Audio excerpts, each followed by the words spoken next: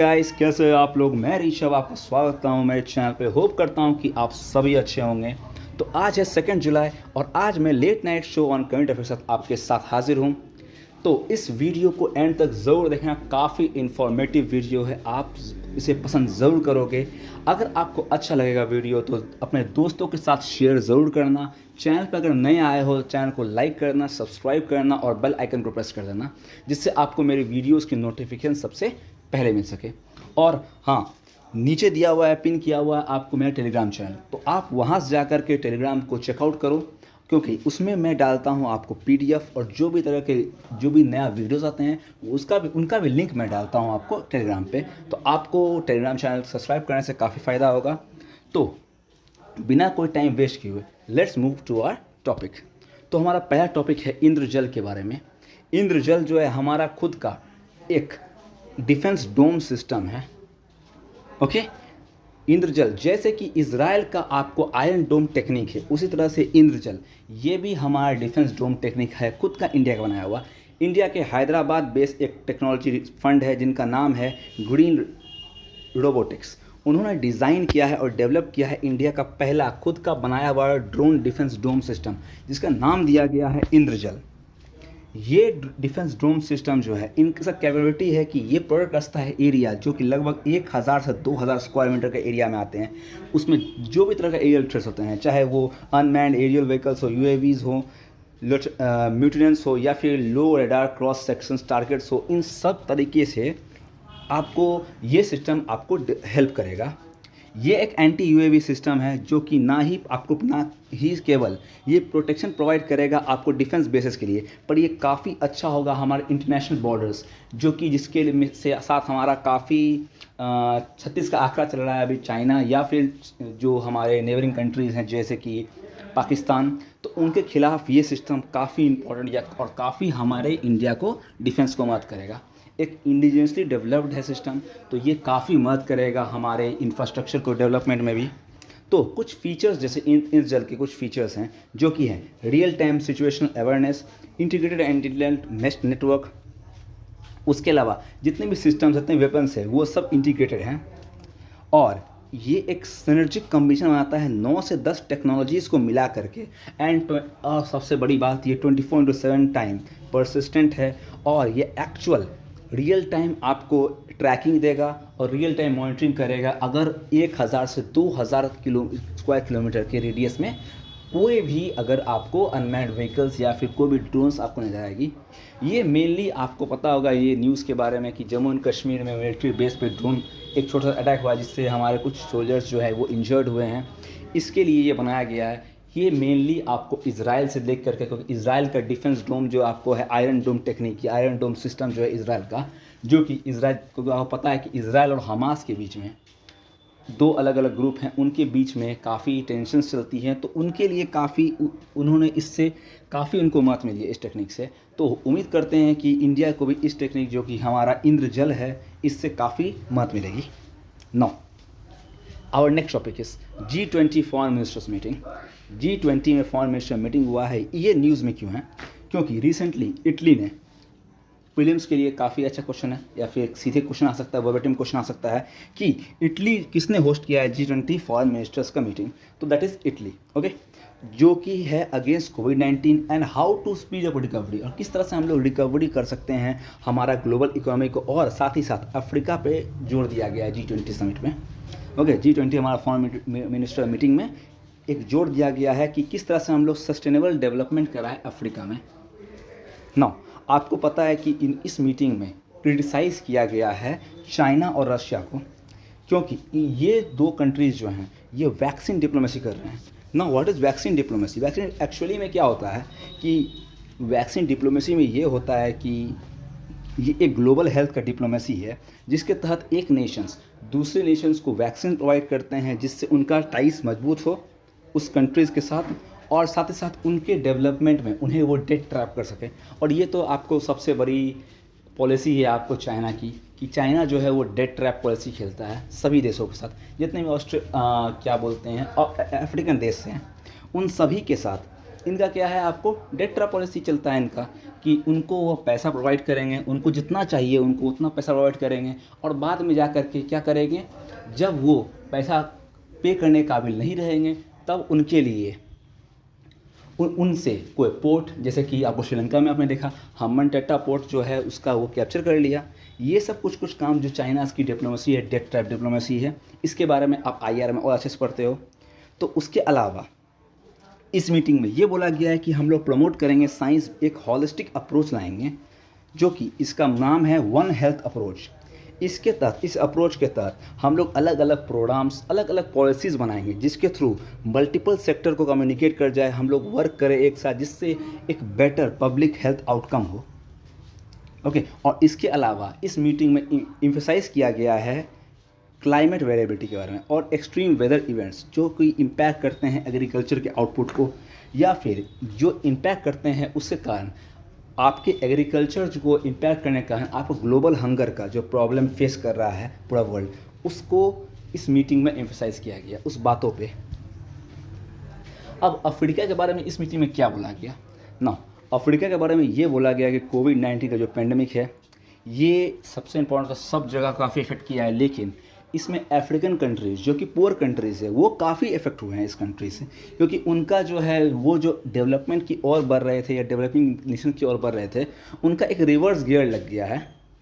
लगभग पूरे अफ्रीका में लगभग 250 मिलियन पीपल्स हैं जो कि हंगर को एक्सपीरियंस कर रहे हैं, जो कि लगभग 20% है उनके पॉपुलेशन का।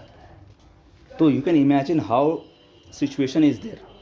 ओके, अब इंडिया का स्टैंड क्या है इस मीटिंग में?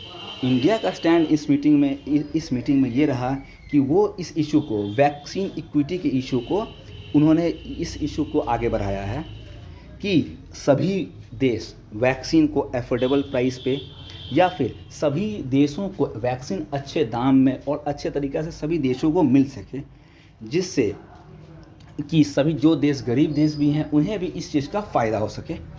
और economy needs decentralised globalisation including in manufacturing, food and health. आपको एक जगह से नहीं डिपेंड रहना पड़ेगा। अगर चाइना इस चीज़ें कर रहा है तो आपको चाइना पे ही डिपेंड नहीं रहना पड़ेगा। हर एक कंट्री को अपना खुद का एग्रीकल्चर, खुद का इंफ्रास्ट्रक्चर डेवलप करना पड़ेगा, क्योंकि वो अपने समय में ये काम कर सकें।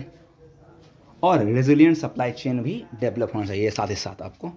नाउ जब इसकी बात आती है तो हम लोग एक IR के टॉपिक से एक चीज़ देखते हैं जिसको हम लोग बोलते हैं इंडो अफ्रीकन रिलेशनशिप। तो what is Indo African relationship? तो इंडिया अफ्रीका का ट्रेड जो है वो डिक्लाइन किया है 2020-21 में। और ये क्यों डिक्लाइन किया है? द मेजर रीज़न इज़ कोविड-19।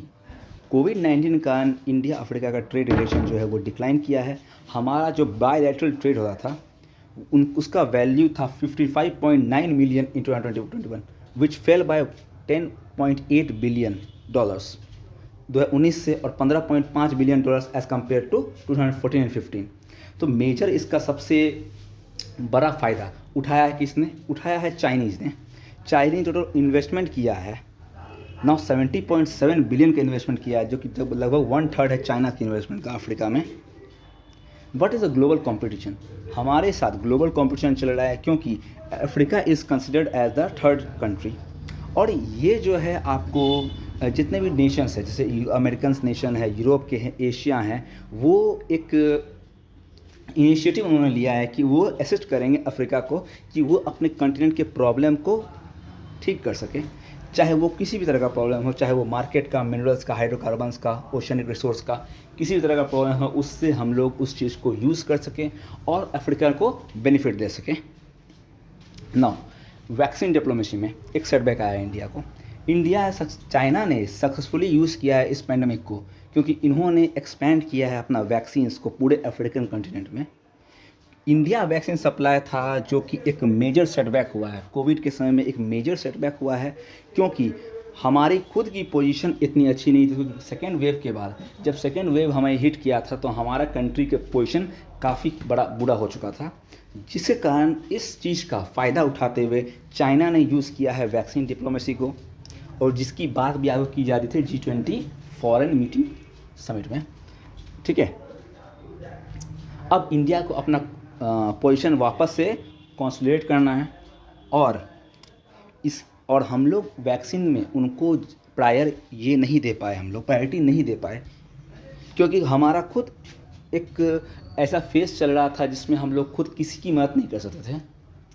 अब इसका वे अहेड क्या है? The third Indian African forum summit, जो कि 2015 में हुआ था, और अब उसका फोर्थ समिट किया जाए, जो कि इस चीज़ को और बेहतर की तरह हम लोग उसमें बेहतर ही सोच सकते हैं इसके बारे में। उसके अलावा इंडिया और Africa must develop and deepen collaboration in health, space and digital technologies, कि है हमारा हेल्थ सेक्टर पे, स्पेस सेक्टर में, डिजिटल टेक्नोलॉजीज़ में हम इंडिया और अफ्रीका मिल करके इस चीज़ को डेवलप करें, इस चीज़ को और हमारा जो रिलेशंस है उसको और डीपन करें, और साथ ही साथ इस पर हम लोग को वर्क करना पड़ेगा। उसके अलावा अगर चाइनीज़ प्रॉब्लम्स हम लोग को डील करना है तो इंडिया को पार्टनरशिप करना पड़ेगा, अपना अप्रोच दिखाना पड़ेगा, जैसे कि हमारे इंटरनेशनल एलाइज हैं, जैसे कि EU हो गए, यूरोपियन यूनियन हो गए, USA हो गया या जापान हो गया। तो इससे हमें मदद लेकर के अफ्रीका को और अच्छे से मदद करनी पड़ेगी, जिससे हमारा इंडियन अफ्रीकन रिलेशंस बना रहे और अच्छा बन जाए। Now the next news of app चेन दविया। चेन दविया एक ऐप है जो कि किससे रिलेटेड है? कालबेलिया डांस से रिलेटेड है। ये न्यूज़ में क्यों था? कोविड-19 के पैंडेमिक के समय में एक ऐप जिसका नाम है चेन दविया, ये काफ़ी पॉपुलर हुआ स्टूडेंट्स के खिलाफ अमॉन्ग, जो कि है किसका? कालबेलिया डांस के। तो आप देख सकते हो कालबेलिया डांस, इसका पिक दिया हुआ है, ठीक है। तो what is Kalbelia dance? Kalbelia dance होता क्या है? Kalbelia dance are an expression of Kalbelia community towards the life.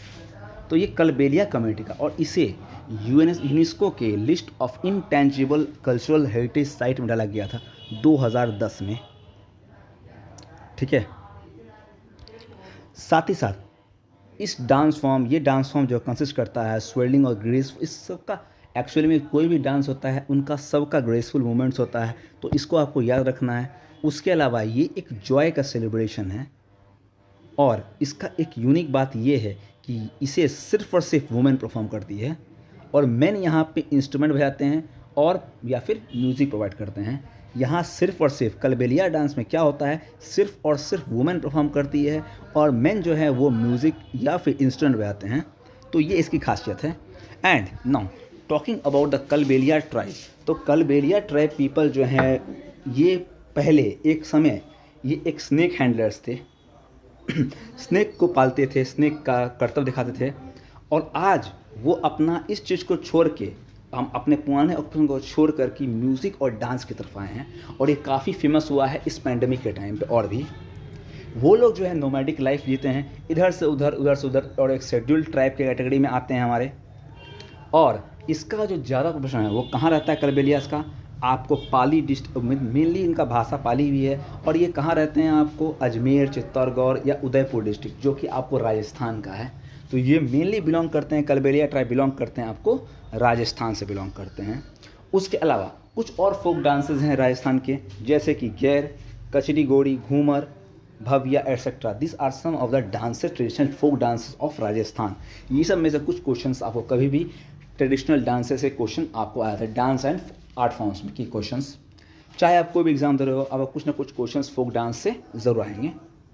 तो उम्मीद करता हूँ कि आपको आज का वीडियो काफ़ी पसंद आया हो। वीडियो थोड़ा छोटा है, लेकिन कल से जो वीडियोस आएंगी वो ज़्यादा कंटेंट के साथ और ज़्यादा इनोवेटिव वीडियोस आएंगे आपके सामने। अगर आपको वीडियो पसंद आया हो तो वीडियो को लाइक करो, शेयर करो अपने दोस्तों के साथ, और सब्सक्राइब बटन को क्लिक करो। उसके अलावा नीचे मेरा टेलीग्राम चैनल पिन किया हुआ है, आप जा कर के अगर आपको PDF चाहिए होगा तो आप जाके वहाँ से चेकआउट कर सकते हो PDF को। तो तब तक के लिए जय हिंद, गुड नाइट।